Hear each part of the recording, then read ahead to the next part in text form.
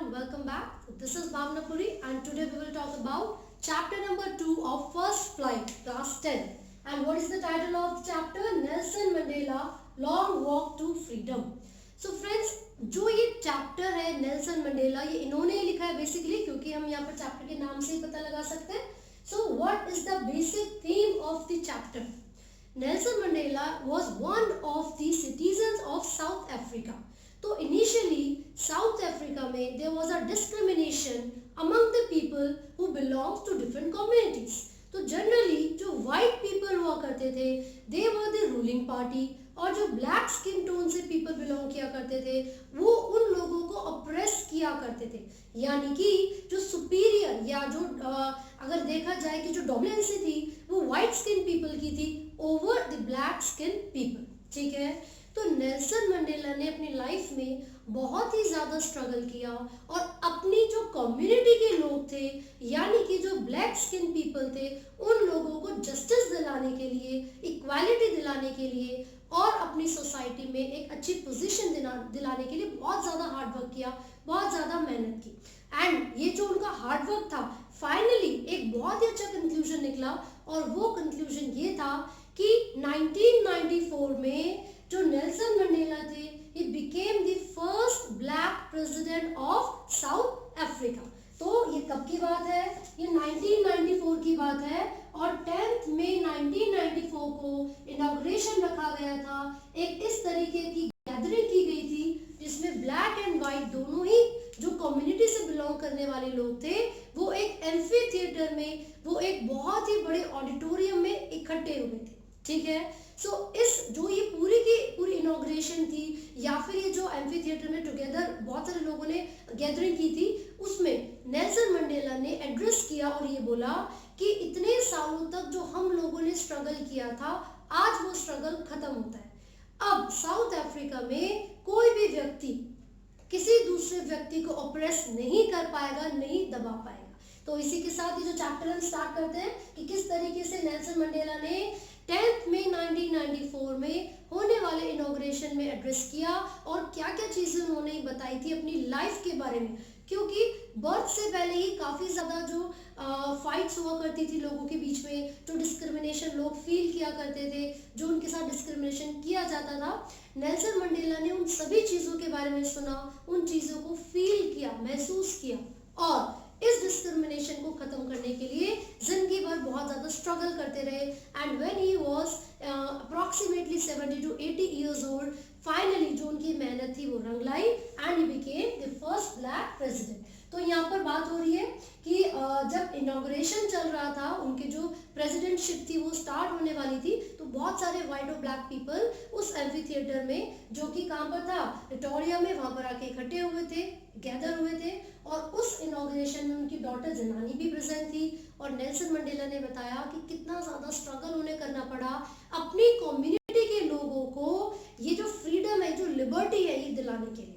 साथ ही साथ उन्होंने कुछ इतने बड़े दिग्गजों के बारे में भी मेंशन किया था, बहुत सारी हाई पर्सनालिटी के बारे में मेंशन किया था जो कि स्ट्रगल करते आए थे अपने समय में. ठीक है, और उन्होंने ये भी बताया कि जो पहले डिप्टी प्रेसिडेंट रह चुके थे साउथ अफ्रीका के वो थे थेबो बेकी, और जो दूसरे डिप्टी प्रेसिडेंट थे वो थे मिस्टर डी क्लार्क. तो यहाँ पर इन दोनों के नाम आपको पता होने चाहिए. एंड फाइनली जब नेल्सन मंडेला की प्रेसिडेंटशिप स्टार्ट हुई थी तो उन्होंने ये बोला कि पहली बार हमारे पूरे साउथ अफ्रीका में ऐसा हो रहा होगा कि ब्लैक और वाइट दोनों ही पीपल इक्वल लेवल पर है. इक्वालिटी, यहाँ पर सब लोगों को फ्रीडम मिली है, इक्वालिटी मिली है and there will be no discrimination. कोई भी व्यक्ति किसी भी राइट से डिवॉइड नहीं रहेगा, सबको इक्वल राइट्स मिलेंगे. ठीक है, तो उन्होंने जो अपनी स्पीच दी थी वो आपको पता होना जरूरी है. उन्होंने क्या क्या चीजें बोली थी मैं आपको एनसीईआरटी की लाइंस के थ्रू समझा रही हूँ, तो यहाँ पर सुनिए ध्यान से. He said, today all of us do our presence here confer glory and hope to newborn liberty. Liberty का मतलब फ्रीडम होता है. तो आज जो नई फ्रीडम हम सबको मिली है, आज हम सब उस फ्रीडम की चमक देखेंगे. Out of the experience of the extraordinary human disaster that lasted too long. अब तक जो एक्स्ट्रा ऑर्डिनरी ह्यूमन डिजास्टर हुआ करता था, मतलब अब तक जो एक व्यक्ति दूसरे व्यक्ति को प्रताड़ित किया करता था, दूसरे व्यक्ति से या अपने जो भी काम है वो करवाया करता था बिना उसको इक्वालिटी दिए, आज वो चीजें यहाँ पर खत्म होती हैं। उन्होंने बोला it must be a society of which all humanity will be proud. आज से एक ऐसी सोसाइटी यहाँ पर बनेगी जिस पर इंसानियत को, ह्यूमैनिटी को नाज होगा, उनको प्राउड होगा। We who were outlaws not so long ago have today been given the rare privilege to be the host of the nation। बोला जा रहा है हम लोग जिनको आज तक किसी भी तरीके का राइट नहीं मिला था, किसी भी तरीके की इक्वालिटी नहीं मिली थी, आज एक बहुत ही अलग तरीके की, बहुत ही रेयर प्रिविलेज हमें मिल रही है कि हम इस नेशन को एक्सप्रेस करें, इस नेशन को रिप्रेजेंट करें। ठीक है, फिर हम थैंक यू करते हैं किसके लिए, जो इंटरनेशनल गेस्ट यहाँ पर आए हुए हैं, हमारी कंट्री के लोगों का थैंक यू करते हैं।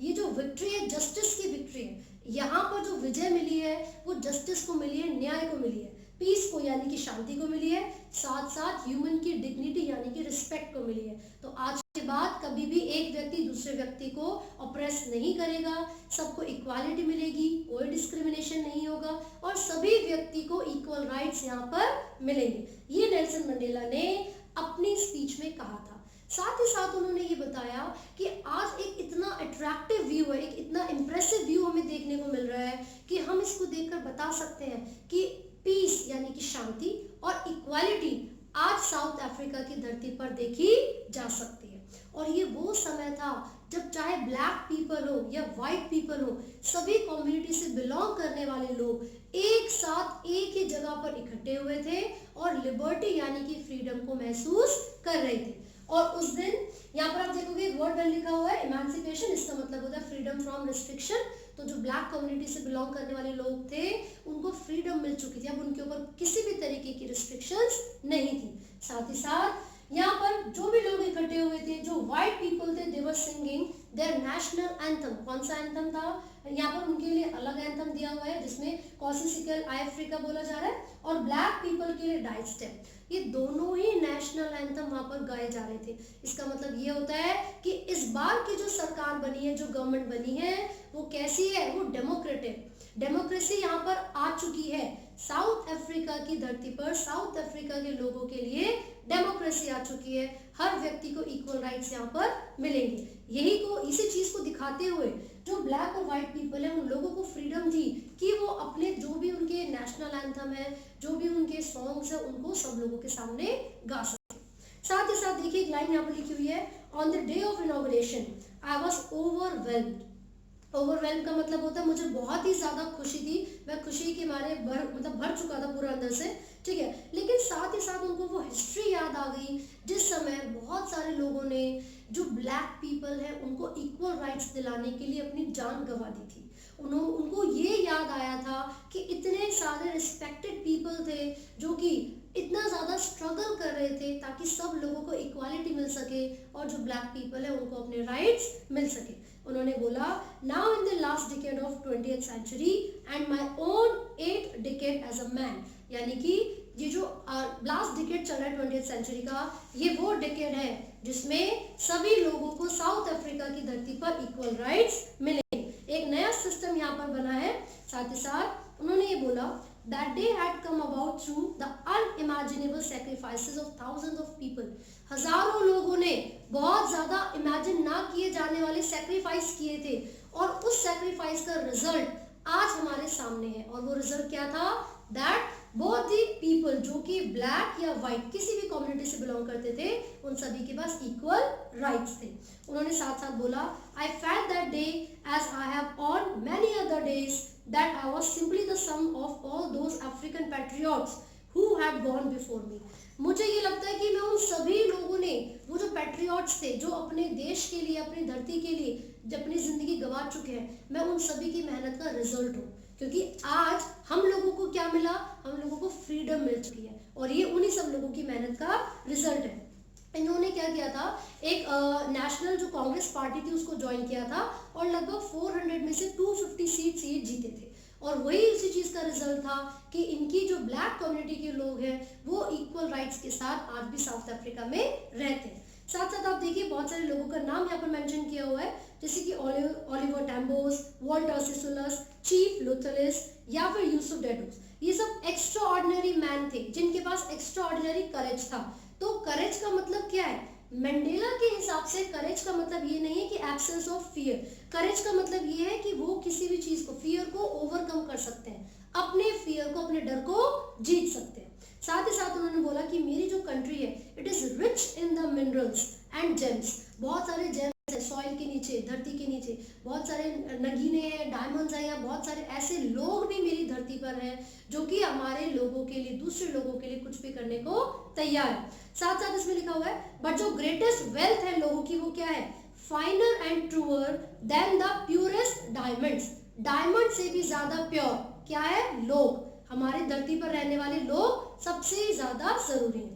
साथ ही साथ आप आगे देखोगे करेज का मतलब ये नहीं था एब्सेंस ऑफ फियर, करेज का मतलब था अपने फियर को ओवरकम कर लेना, यानी कि विजय पा लेना।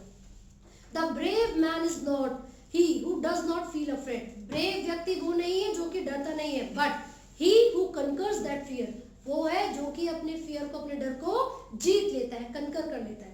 कोई भी हमारे वर्ल्ड में जो पर्सन बर्थ जिसने लिया है, जो कि पैदा हुआ है, कभी भी वो बर्थ से ही हेट्रेड यानी कि घृणा नहीं करता, उसको सिखाया जाता है। तो जिस तरीके से हेट्रेड सिखाई जाती है उसी तरीके से हमें बच्चों को, हमें लोगों को प्यार सिखाना चाहिए। We should teach them love.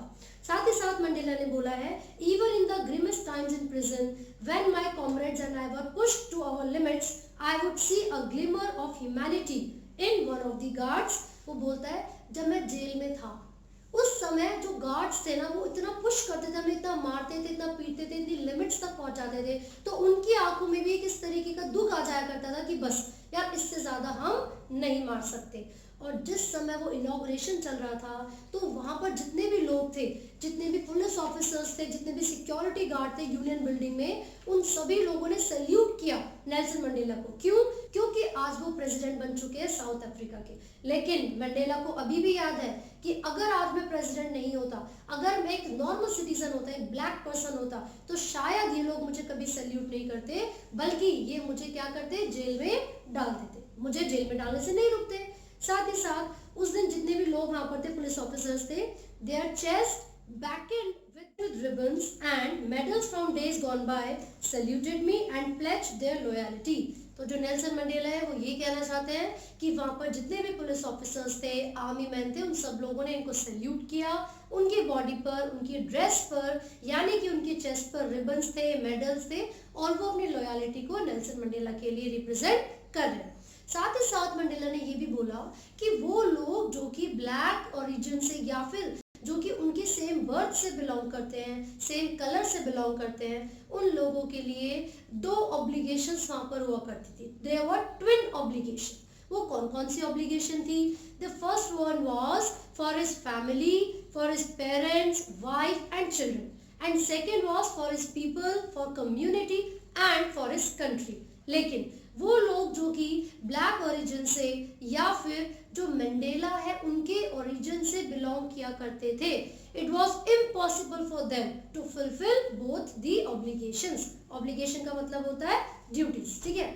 तो नेल्सन मंडेला ने काफी समय के बाद ये रियलाइज किया कि इनिशियली तो वो क्या करते थे, अपनी जो कंट्री है, अपनी जो कम्युनिटी है, अपने जो लोग हैं, उन लोगों के लिए अपनी लाइफ को स्पेंड किया करते थे।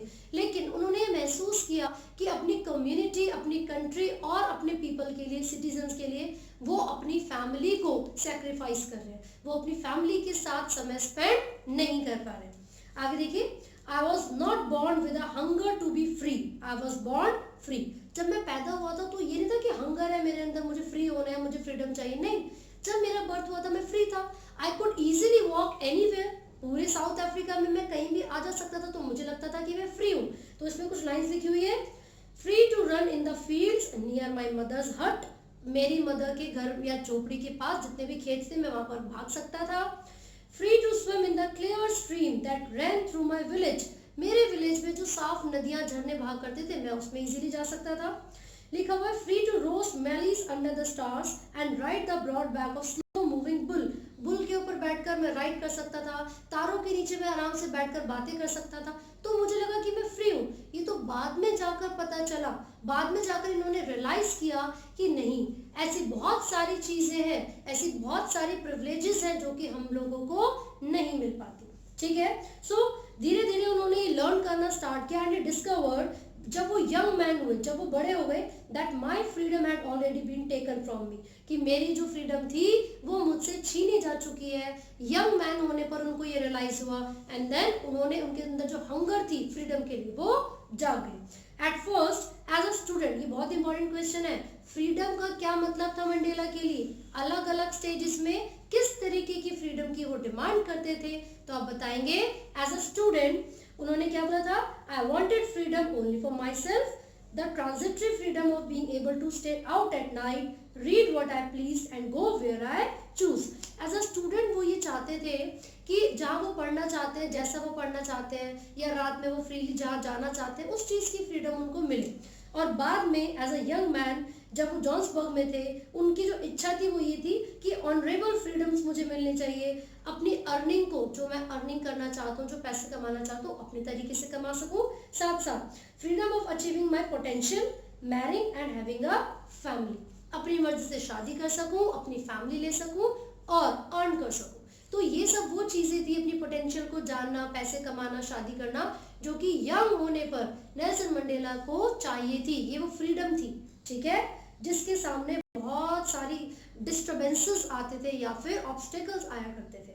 साथ ही साथ धीरे धीरे उन्होंने ये महसूस किया कि सिर्फ मैं ही नहीं हूँ जिसको फ्रीडम चाहिए, मेरे ब्रदर, मेरे सिस्टर, मेरी फैमिली, सब लोगों को फ्रीडम की ज़रूरत है। इसीलिए उन्होंने फाइनली अफ्रीकन नेशनल कांग्रेस को ज्वाइन किया, और जो उनकी हंगर थी फ्रीडम के लिए, अपने लोगों के लिए, अपनी फैमिली के लिए, वो उतनी ज़्यादा बढ़ती चली गई। साथ ही साथ उन्होंने जो सेल्फ सेक्रीफाइसिंग एबिलिटी थी उसके बारे में सीखा। बहुत सारे लोगों के साथ वो रहा करते थे, सब एक साथ एक दूसरे के लिए काम किया करते थे, मिलकर रहा करते थे, और उनको एक बात ज़रूर पता चली अपनी लाइफ में, वो ये थी, I knew that the oppressor, oppressor वो होता है जो किसी को दुख पहुंचाता है, किसी को प्रताड़ित करता है, I knew that the oppressor must be liberated just as surely as the oppressed. A man who takes away another man's freedom is a prisoner of hatred. एक व्यक्ति जो किसी दूसरे व्यक्ति के बुरा चाहता है, उसका बुरा करता है, हमेशा वो घृणा का पात्र होता है। मतलब उसको खुद भी कहीं ना कहीं ये रियलाइज होता होगा कि मैंने गलती की है, कि मेरी कोई ना कोई मिस्टेक है। तो बिल्कुल ऐसे उन्होंने ये रियलाइज किया था जब उनको जेल में डाला गया था। तो वो जो प्रिजनर था, कहीं ना कहीं वो प्रिजनर भी इतना पीटने के बाद ये फील करता होगा कि यार बस और कितना मारूं मैं इस व्यक्ति को, right. The oppressed and the oppressor are alike robbed of their humanity, which is very important line। जो ऑपरेसर है यानी कि जो दुख देता है, और जो ऑपरेस्ड है जो दुख को सहन करता है, दोनों ही humanity, robbed of their humanity, दोनों ही जो ह्यूमैनिटी है, जो इंसानियत है, उसी को रिप्रेजेंट करते हैं। So this is all. जो नेल्सन मंडेला है उन्होंने ये बताया था कि किसी भी तरीके का डिस्क्रिमिनेशन नहीं होना चाहिए, चाहे कोई भी ब्लैक पीपल हो या वाइट पीपल हो, सभी को इक्वालिटी, सभी को फ्रीडम और जस्टिस मिलनी चाहिए। सो आई होप आपको ये चैप्टर समझ में आया है। इन केस आपको कोई भी डाउट है और आप कमेंट कर सकते हैं, and do not forget to like, share and subscribe. Thank you.